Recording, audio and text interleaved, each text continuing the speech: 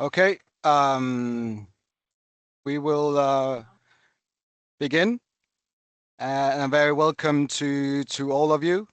Very welcome to this webinar focusing on the Chinese aquaculture market and opportunities for Danish companies on the market.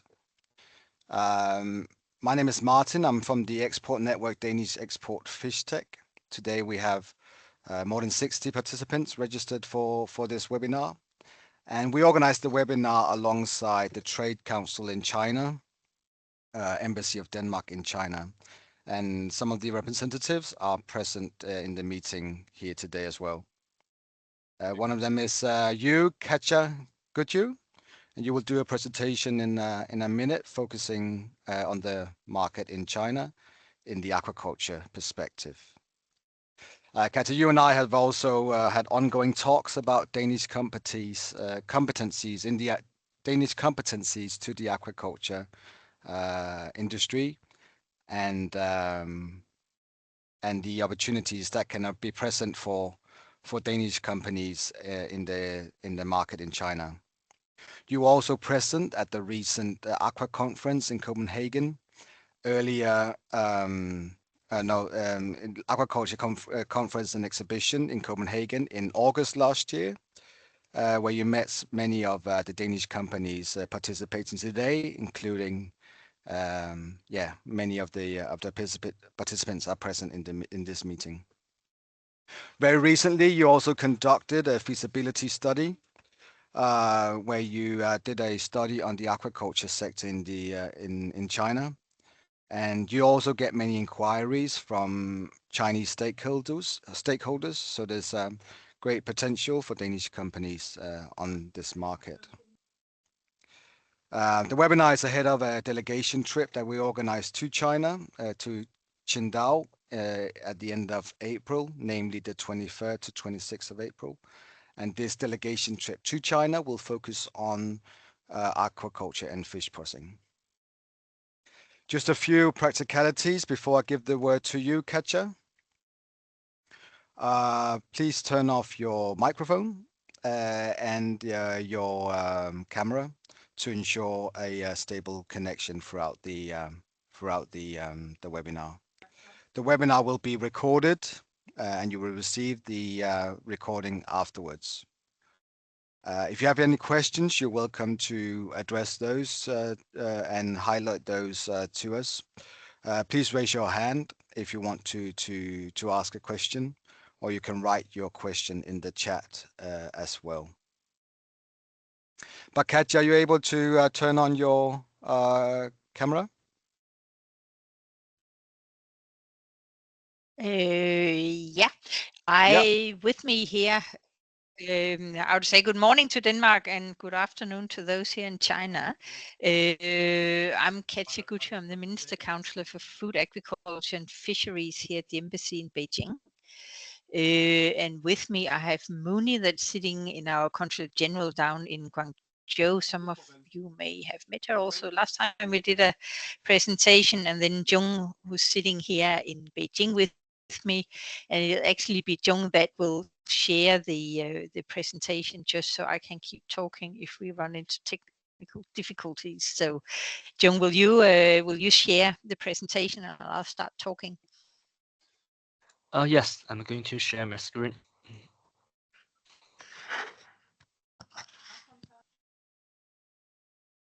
Can you see it now? Yes, and if you can just maximize it. Yeah. Okay. So, is it good? Yeah, but can you just maximize it down the right-hand corner? Yeah. On my screen, it's already. Oh, okay. Okay. Yeah, there's just some delay, so sorry for that. Okay, but I'm no very happy to. Sorry, I take over here, Jung. That's fine, and I'll just ask you to flip the slides. I apologize for this, but last time we had some technical difficulties, so I think it's better someone fixes that while I just keep talking. I'm very happy to see so many signups today. I think some of you we've spoken to before, or I met you at the Aqua Expo in Copenhagen. I would also say there are a lot of slides today, so some of it I'll go through very quickly, but if something has your interest, note it down and we can go back to it in the questions. So please change, Joan.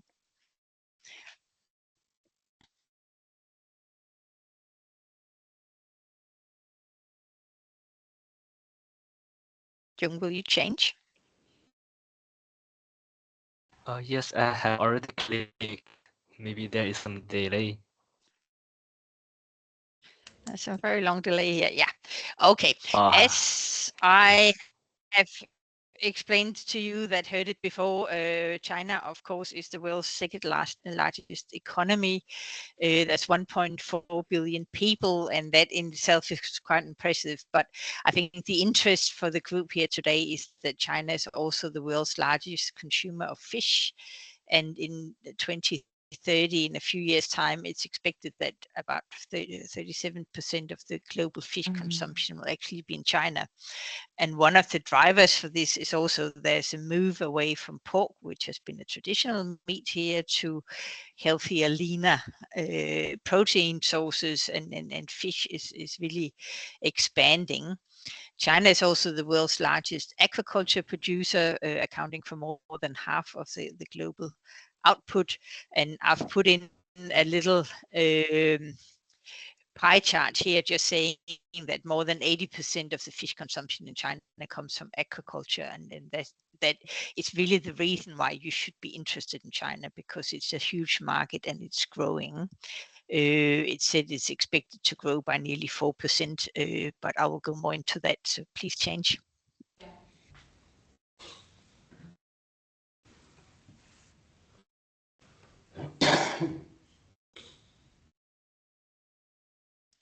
Okay, I will just very quickly say here that as the Chinese have always eaten a lot of fish, but it's expanding, and it's of course through the normal channel, supermarkets, e-commerce, or wholesale markets, but increasingly it's also going to e-commerce, which is where some of the processing also becomes interesting, some of the cold chain logistics, because it's being distributed throughout China. I'll go more into the species in aquaculture, but it's very much carp and bass that are some of the very interesting fish for the Chinese, but also salmon is growing, and there is a great Chinese interest in growing salmon or raising salmon aquaculture. And maybe our Norwegian friends will not be so happy, but this is certainly an opportunity for you. And shrimps, that's not so much our area, but when I have spoken to some of you, you're not totally dismissive, so we'll go into that as well. So please change.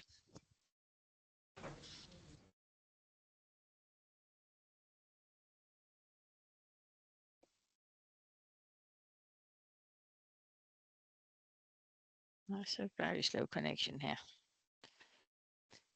Well, what I'll just keep talking about then is that we really started the collaboration with the Danish Export Association and Martin and his people a little more than a year ago.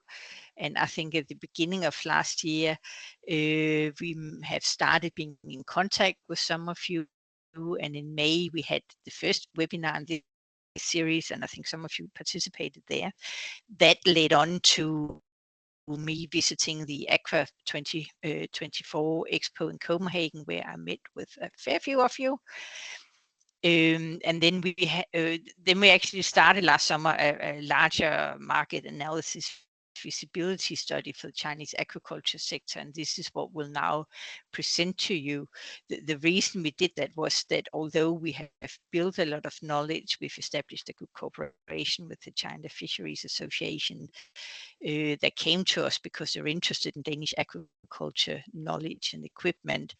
We needed some hard facts, and of course, if you were to go to China, you also need to know what you're going into. And this is what we'll present today. And then at the end, I will talk a bit more about this delegation visit to Qingdao, and I think Martin will also talk about it So please change. I just keep talking while the the computer follows, but basically the key findings of this aquaculture report, it's been done by the Guangzhou Jiliu Industrial Research Center that we have some cooperation with, and what they have found is that China, of course, is very big. The aquaculture production is very large, and from this, that there are a diverse range of aquaculture farm models, and a lot of them are sort of more or less backyard production in ponds and whatnot.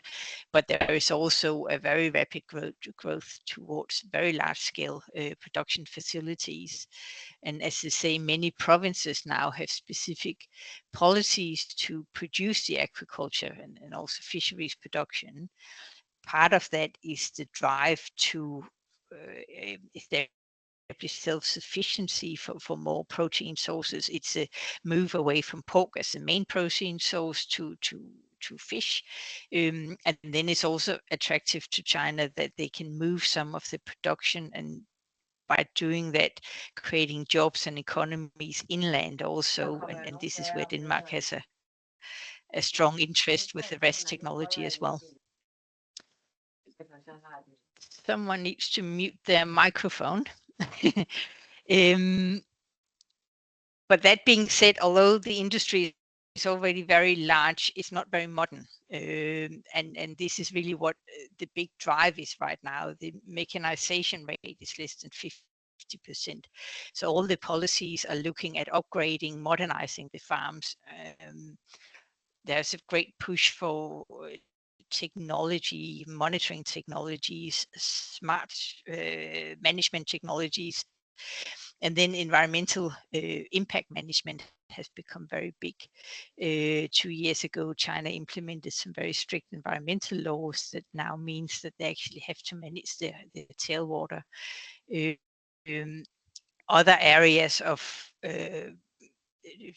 need, you could say, in China is in terms of managing the breeding processes. They're not very efficient. They have a problem with disease prevention and management, the tailwater treatment, and then also in the harvesting and processing, cold chain logistics operations are growth areas.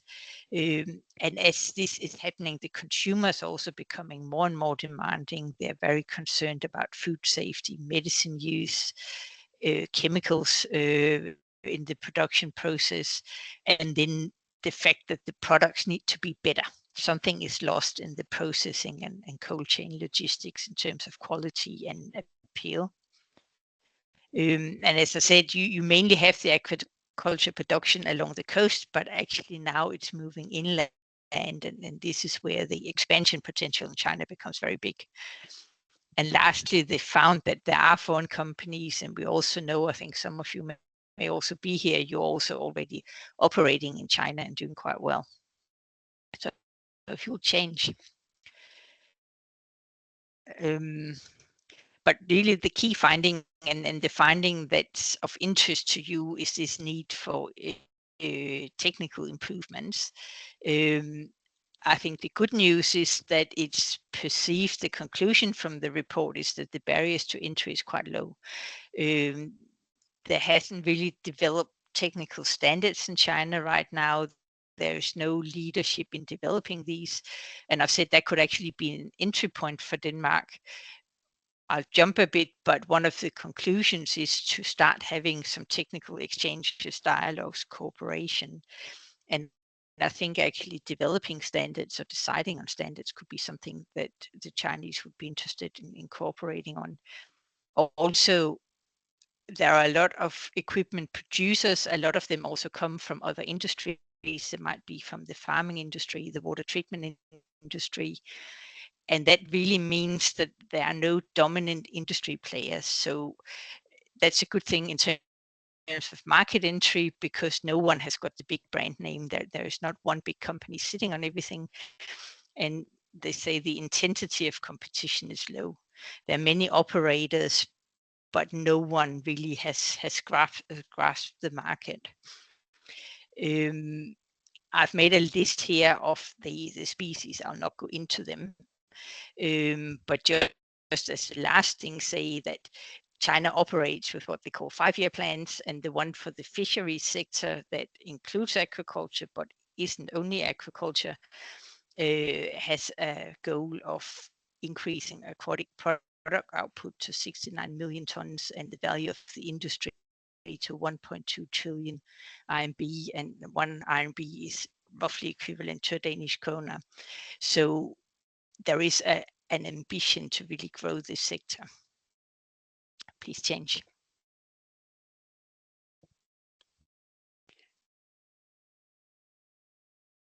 It should come a bit quicker. What I will go into now is the drivers for the industry, because taking these things together, the very big driver for the Chinese market right now, that's the increased market demand. It's simply going up. People want more fish. Fish resources are under pressure in the whole world, so the only way you can really increase it, and especially for such a large market, is through farming. The need for environmental protection and disease prevention is also very strong.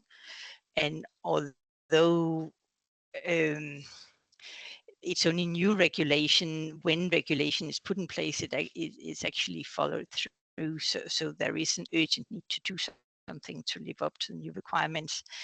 And then I know some of you may be in the processing industry, and the whole cold chain logistics processing actually also needs changing or improving, so please change. And I will just back that up with that the policy focus for this 5-year period for the aquaculture plan period is to focus on green development, strengthening of aquaculture wastewater treatment, promotion of eco-friendly farming models, reduction of aquaculture medicines use, and then actually also developing something on the food side. Today, some of the feed comes from wild fish fry, small fish, and that's one of the goals in the new plan, to substitute that with feed from other sources to, of course, protect the fishery stock. And then there is a big drive for advanced technologies. I'll get back into that. But also to expand the varieties that are being produced in the aquaculture sector, and especially some of the more high-end fish like salmon. And I couldn't spell. And then there's a whole thing about deep sea aquaculture, which is actually also a very strong area in China. I don't think it's so much of your focus area, but I've spoken to Martin, and maybe some of your equipment might be interesting. So I'll not spend a lot of time on it, but if it's interesting to you, we can talk more about it, because that's a real, that's a sector that's also under a lot of focus and development. So please change. The next slide, when it comes, it's really about how this is to play out. And I think some of it is a little bit Chinese words, and intelligization. I can't even say it, and greenization. They maybe not sort of fully fledged words, but they capture very much what people want to do. They want to have more intelligent systems. They want to be green. They're going for scale to improve the water bodies around China. They are closing down all the small pond systems that are quite often located near rivers or more vulnerable water resources, and moving them into big industrial facilities. It's all about technological innovation, protection, and then there's a huge push to expand the market, including through export. So please change.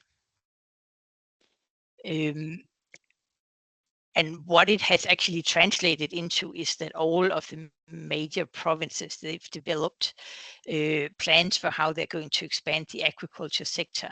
And I'm not going to go through all of that in detail, but we have all that information now on what the development goals are.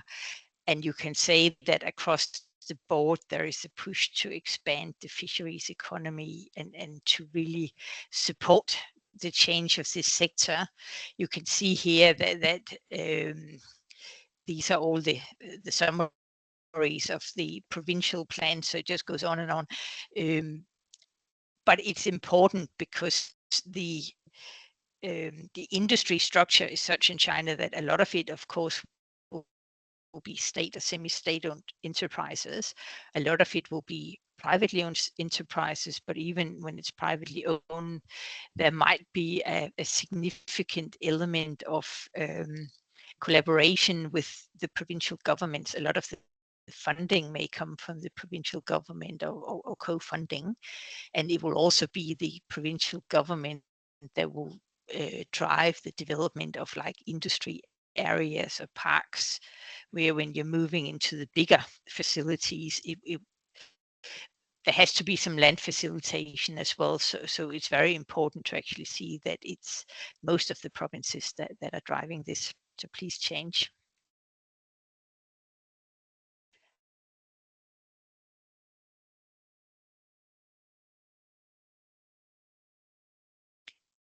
And I think I'm not going to go through that, but it's just really to say these are quotes from 3 of the provinces to say it's something of increasing the production output to 700,000 tons. It's to expand the areas to cover 400,000 hectares, etc., etc. So it's serious money that are involved in this. And please go to the next slide.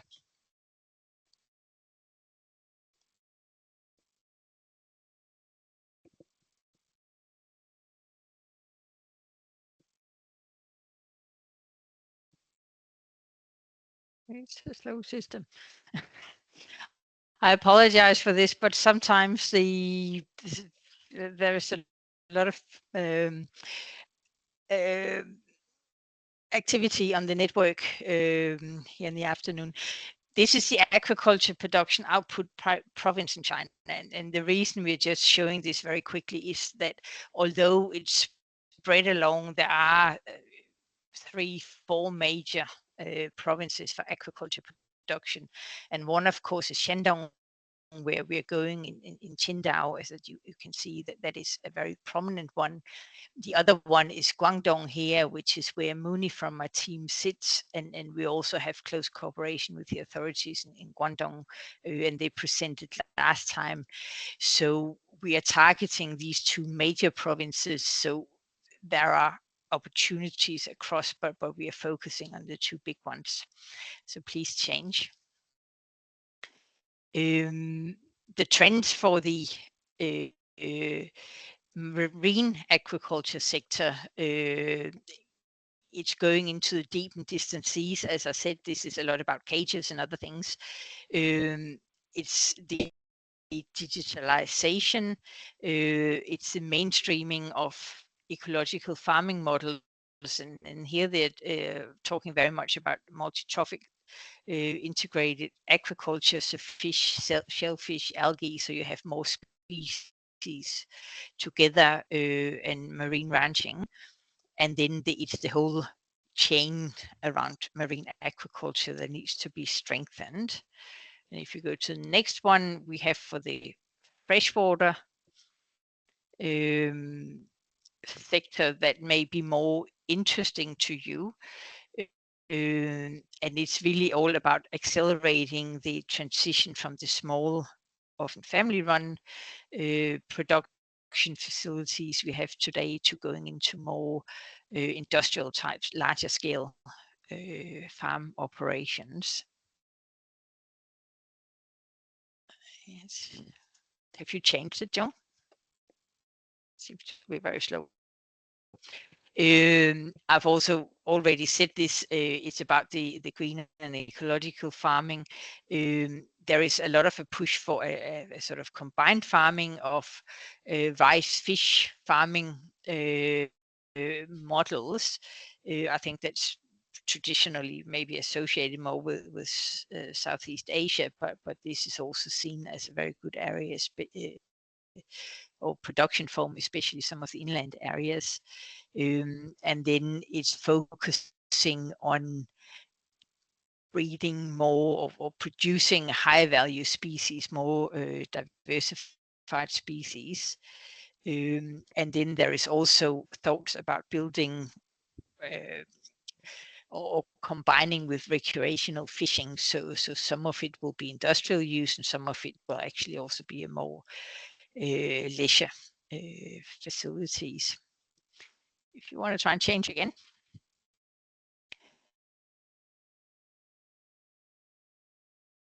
I think maybe we should quickly jump through that. So if you press next again, Jung, I'll just quickly say I've just said that, but these are the 4 key areas that we've just mentioned where the focus is. If we look at the aquaculture industry and the production, this is mainly just to say to you that on the top left-hand corner, the production is just going one way and it's up.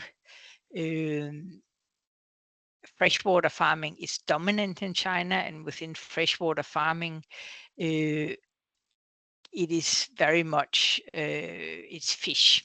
It's mainly fish, and then you have shellfish and other products are more in the open waters. If you want to change again.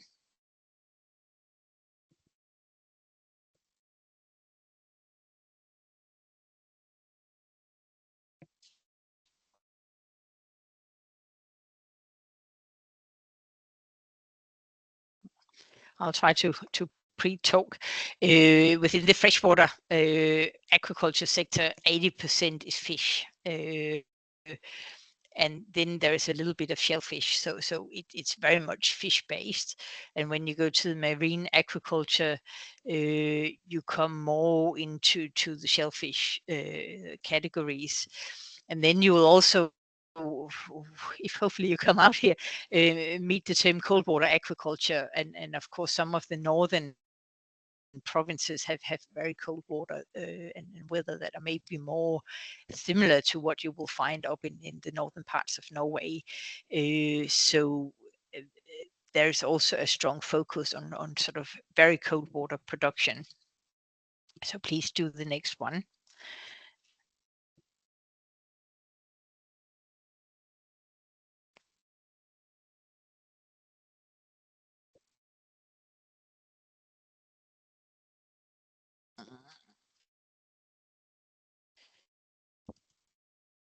This is going very slow, Jung. I think you should go to slide 21 just so that we don't spend all the time waiting.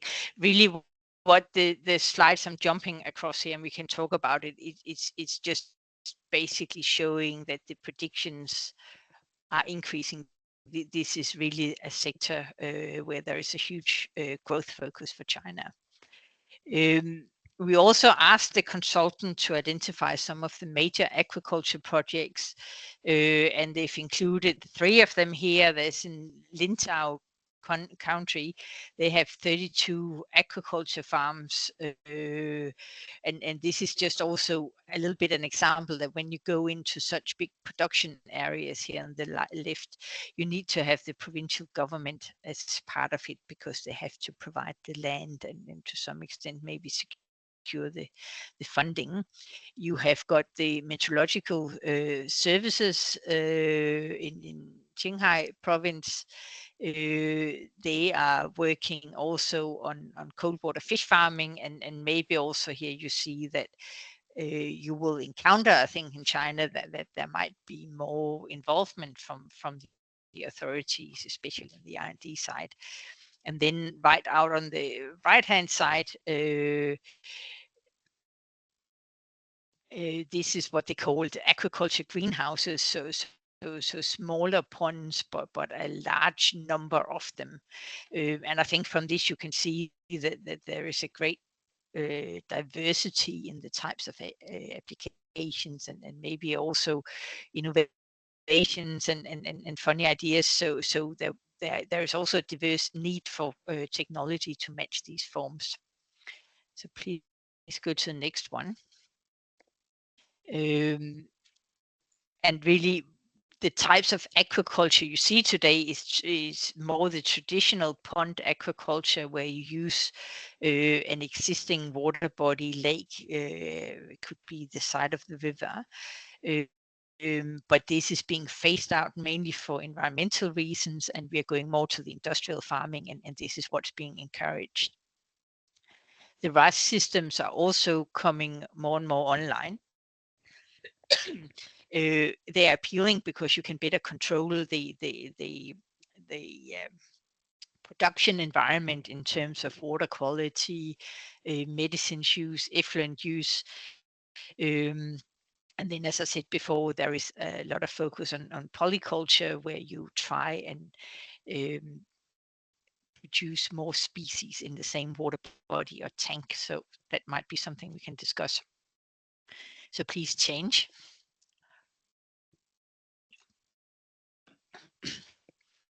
And I think those of you that attended the webinars earlier on last year, you've seen these before. They are examples of some of the land-based systems in China. This is the Ningbo Salmon project that I think some of you have been involved with. And I think if you just quickly change, Jung, we've got the Fujian eel farm that I think you also had some involvement with, but they're interesting to see the scale of the new industrial areas that are being produced. And then lastly, if you change again, you've got the China-Europe Marine Fisheries Innovation Park, which is developed together with Norwegians. And I think we also encounter that a fair bit out here. I should say, from the embassy side, we collaborate very closely with our with Norwegian embassy and Seafood Norway, and they're very happy to cooperate with us. And of course, we also have our Greenlandic ferries representation here at the embassy, and work closely with them, and especially our ferries colleagues may also be interested in working with you. If you go to the next one, now we go in more or into what specific types of equipment and input is of interest as determined through this market report, and especially in the Chinese terminology, you operate with the upstream, midstream, downstream, and end consumer parts of the value chain, where the upstream is more the hatcheries, if you like. So that's a lot about monitoring seedlings, breeding, specialized feeds, and aquaculture medicines. And these hatcheries are both for the inland farms, but also to a very large extent, when you talk to the Chinese sector about aquaculture, what they mean is breeding the fry to go into the deep water cages. So this is a huge industry that's attached to the deep water industry. The midstream production is what we'll call the aquaculture production, where you grow out the fish, and it's all about technology. And then I'm not going to go too much into the processing and distribution, but this is also an industry that is developing more and more, and where there's also the same needs for improvement. So please change.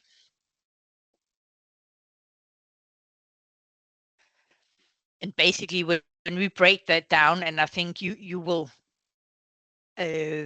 recognize a lot of this from your own businesses, and what I could like to actually have a discussion with you about afterwards, and especially if you're interested in joining in the delegation out here, is which of these areas are more interesting to you.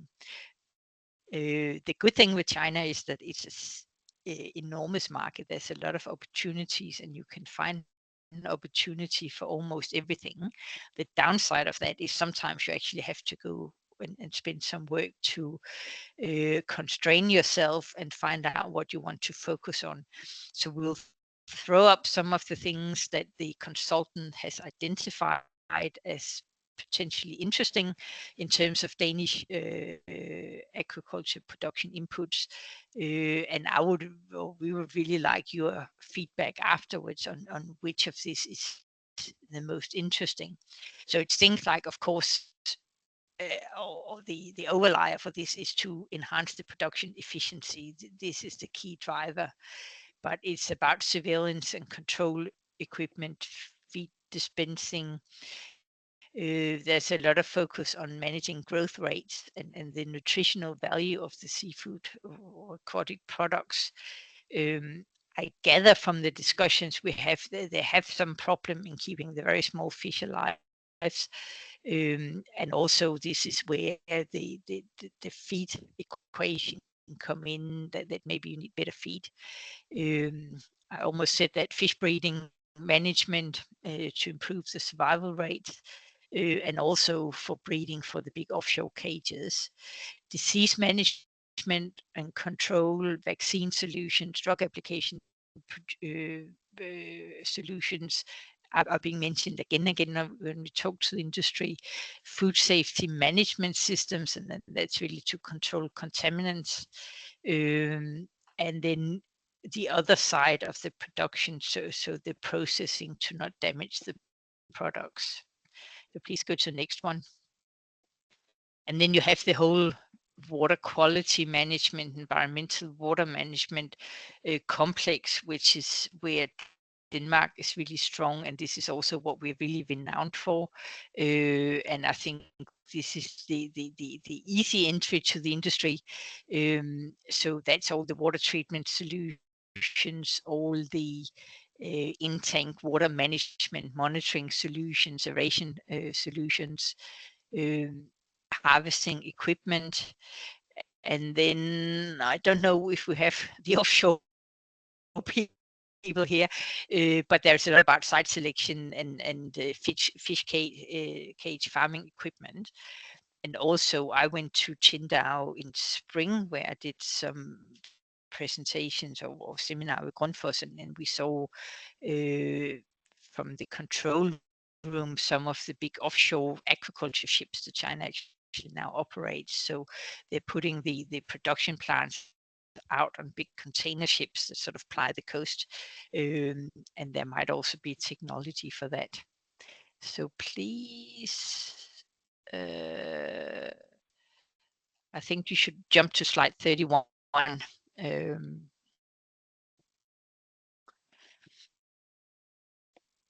what I really want to say with that is, of course, that in parallel to all of this, there is also a lot of equipment and technology development in China, and the Chinese engineers and scientists also improve very quickly and adapt and learn, and so a lot of these things are also being developed in-house in China, and these are some of the examples. So it's just to say that you also meet an interest in cooperating here, and maybe also increasing competition, and what to say, it's especially sensors that are coming out of China right now.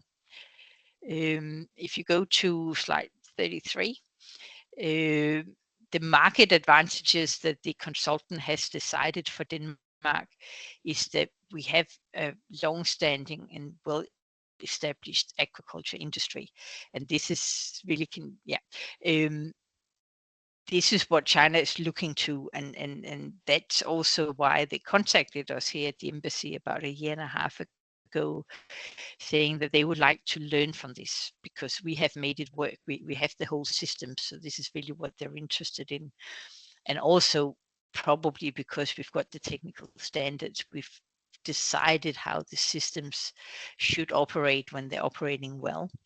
Denmark is known for efficiency in the production and environmental friendliness or management. the consultant has highlighted that in the Chinese mind is especially our water quality monitoring and management technologies that stand out. Also the wastewater treatment technologies, and of course Denmark is seen as a leading provider and expert in vast production systems. So please jump. And what the consultant is advising is that if you are to enter the Chinese market from a Danish platform, it's really these technological advantages that we should that we should draw on. Water quality management is seen as an entry point.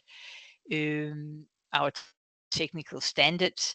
There is also a recommendation to integrate with the domestic Chinese industry, and maybe to work to sort of tweak the Danish solutions to meet the Chinese needs. I think to some extent this follows because a lot of you are component providers, and some of these projects out here are very, very large. So it's probably not in the cards that you'll go out and build big farms, so you will need to find a Chinese partner. Then they also recognize or recommend, and I think that comes naturally, that when you shouldn't just sell the equipment, you should bundle it up with training and development.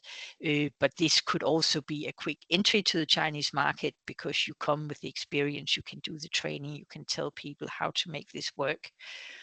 Also, they say to target the current gaps in the market, and we have to do a little bit more exploring to pull them out. And then really draw on the fact that we have system solutions in Denmark, that we come with the whole systems and can tell them you need this, and this component to make this work. So please change. I'll not dwell on this because we also need to finish and have some questions, but really it's the water quality monitoring technology,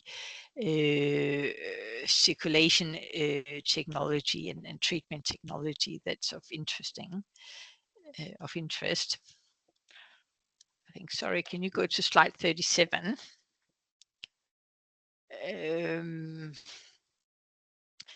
this really goes for the competition structure of the Chinese industry.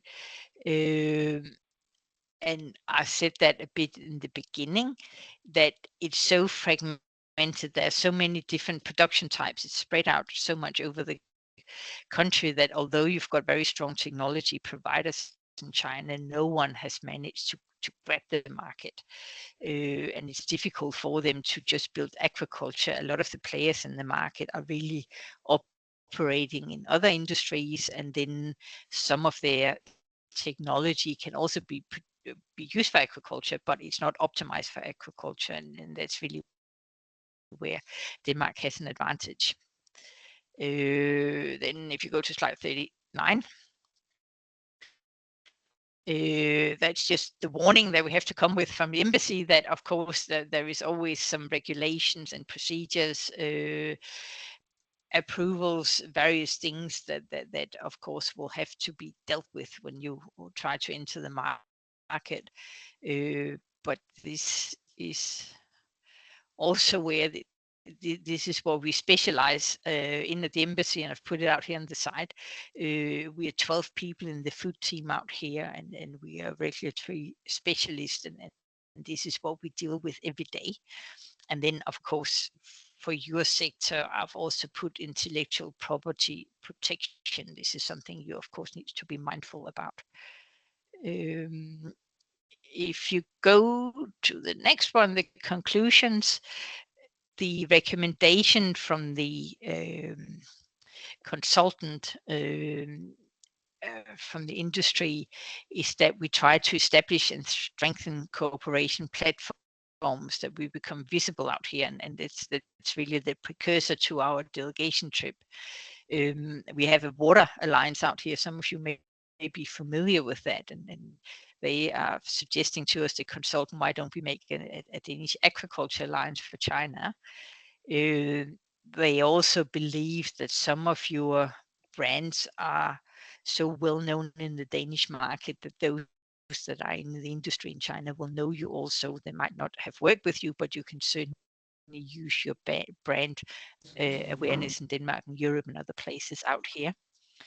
Then they're suggesting to go into technical exchanges and cooperation, and I think this is another thing we should discuss, to what extent you're willing to do that, if you just want to sell equipment or you want to go in here.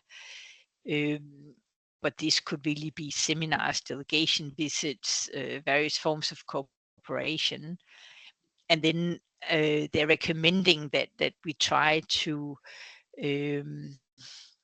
come up with, I don't know, a catalog of what is it Denmark can offer that's interesting for the Chinese market.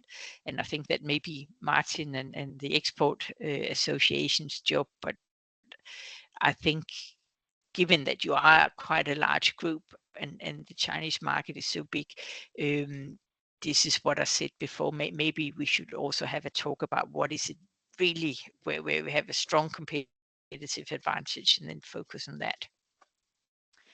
If you just very quickly tap through the next three, then they'll come up with a little bit of delay. It's some of the biggest enterprises in China, and I'll not go into that in great detail here, but you may recognize some of the logos. That's why we've done it. And then you will also find that three of them, especially just keep that there. They're a lot of them, three of them are located actually in Shandong, Qingdao, where we're going. And you can get this information. I just don't want to take all your time here. What we've also had in connection with this, I think you may know that there's a big fish expo that also have an aquaculture expo in Qingdao in October. And Mooney, who's on this call as well, and I went there and we met with the Shandong and Qingdao authorities because they're very interested in expanding the collaboration with Denmark. Currently, they have 34 large-scale breeding bases for blackfish and salmon in Shandong. It's recognized as right on the coast as a national fisheries and innovation center for the sector. And 40% of the exports are located in this province, and that's the reason we suggest we go there. Again, they're looking at water quality management, tailwater management, deep sea farming, and they strongly would like a cooperation with Denmark on advanced equipment and technology. And there are some of the Danish companies already operating or having partners out there. Also, they intend, the DARA is the Department of Agriculture, they intend to visit Denmark this year and hope to bring a delegation of key Chinese companies to Denmark. So this is also a very tangible opportunity to connect and reach out and take the Chinese to your companies, maybe to see what you can do. Yeah. And then I think you just go to the next slide. I have two more left, Martin.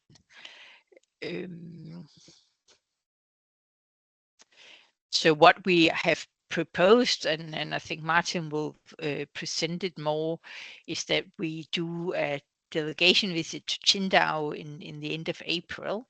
The timing is really determined by the World Aquaculture Expo in Qingdao. You can see Qingdao is a fairly modern city out on the coast. We will meet with the Shandong and Qingdao governments. We are planning a B2B seminar where those that might attend can present their solutions and technologies, and we will, together with the authorities out there, invite relevant Chinese industry people to attend. Jung and I also went to China Fisheries Association, had their 70 years anniversary last week, and we were invited as guest of honors together with Chile as the only two countries. And they had 300 of their members there. Many of them are also within this industry. They will also be in Qingdao during the expo, and they were very happy to hear we are coming, and also saying that they're happy to work with us. And then lastly, we are proposing to meet or visit some of the local projects or companies, and we'll work with local authorities to set that up. So if you just change quickly the last two, John.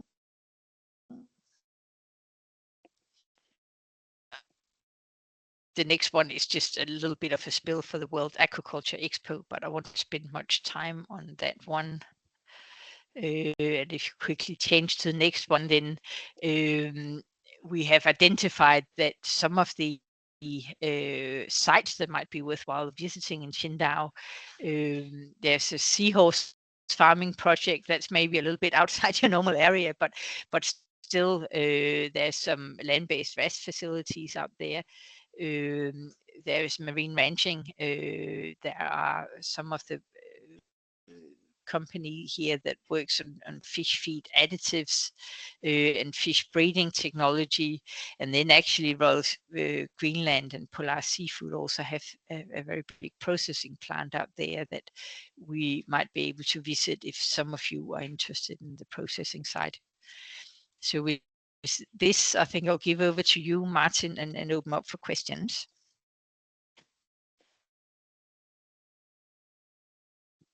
Yep, thank you so much, Katja. Thank you so much for a thorough presentation with such great insights to the current status on the aquaculture industry in China, and what opportunities that can arise for Danish companies in this regard. Does any of you have any questions to the presentation?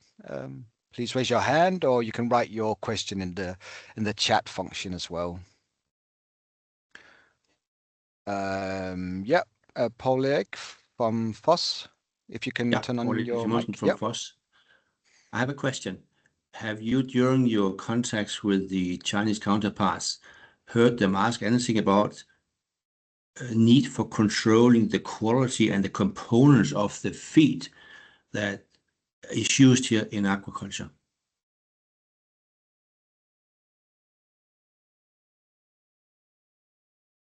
Katja? I think maybe I was just thinking, we haven't spoken sort of specifically on that angle, but generally speaking, we are talking about control of the whole value chain of all the inputs, and feed has been identified that as a potential problematic input. So I would think it's very relevant. Okay, yeah, because we do that in other parts of the world where the feed is also an important element to control, and obviously we have equipment for that. Okay. Yeah, and we know you will, and I think it definitely will be, because there is the whole focus on improving the feed. They are really struggling with keeping especially the very small fish alive, and that's a combination of disease management, water quality management, but also improving the feed. And there is these government policies actually to move to a higher quality feed. Yeah. Good. Thank you. Yep. I don't know if you can see my screen now, but it's just some information about the upcoming delegation trip that we're doing to China, to Qingdao, as Katja mentioned. So we will do it from the 23rd to the 26th of April. And all of you will receive an email with this information as well, where you can flick through the site, and also register if you're interested in joining the delegation trip to Qingdao in April, where, as Katja mentioned, there will be site visits, there'll be meetings with local authorities, as this is important in the Chinese, in regards to China. We will visit the World Aquaculture Exhibition and Conference and the organizers behind World Aquaculture in Qingdao were the same as the ones organizing the Aqua Conference in Copenhagen in August last year. And the program will also include key meetings with key stakeholders and decision makers about upcoming projects and yeah, relevant people for you to meet from the aquaculture industry in China. There's a question from Martin Amdi Peterson. Katja, do you know of any regional incentives funding taxes if we are considering setting up a local Chinese company? And that's from Martin Amdi Peterson from EcoBlue Seafood.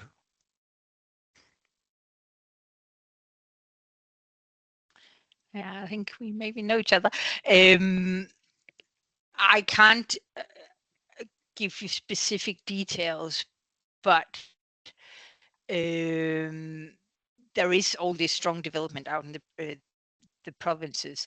I think if you're going to set up a pure Danish company, if you like, it might be difficult, but you may, in cooperation with a Chinese partner, be able to get some sort of support. And I certainly think it's something that can be discussed with the local authorities.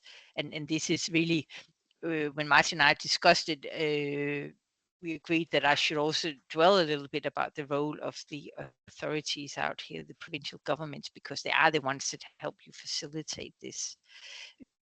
But this is something we can certainly look into. There is incentives to develop the industry locally. I think it depends on whether it will be a purely Danish setup or whether you will have Chinese on it. Yeah, and Katja, I don't know if you're looking at the chat now. There's a question from Christian Bang-Müller from Alumichem. Yeah. Can you, and I want to read it out loud so everyone hears it. For land-based fish farming in China, which province has the strictest water discharge regulation, and are the regulations enforced? Yes.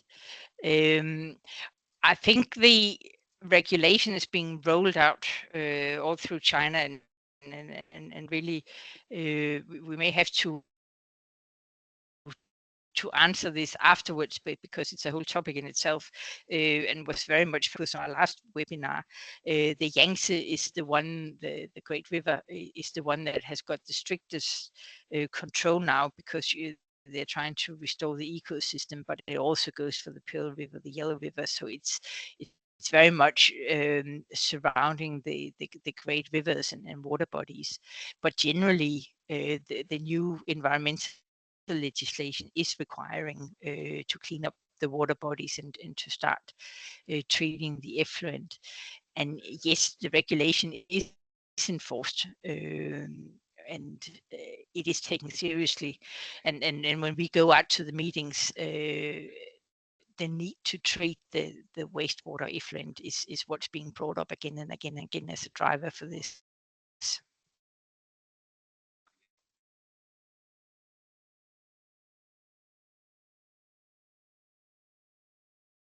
Yeah, perfect. Thank you so much. Yeah, after the webinar is finished, you will receive the recording of the webinar as well, and that will be sent to you by email. And here we will also include a link to the delegation trip where you can read more information about the initiative we have underway in partnership there. Other than that, I think we're pretty much right on time with an hour for this webinar, and thanks again to you, Katja, for the great presentation, and to your colleagues. Very much appreciated and very thorough and very great insights to get there. And other than that, thank you so much for participating, to all of you, on this webinar. And if you have any questions, you can reach out to us anytime. With that, I wish you a very nice day and have a great week. Thank you. Same to you. Thank you. Thank you.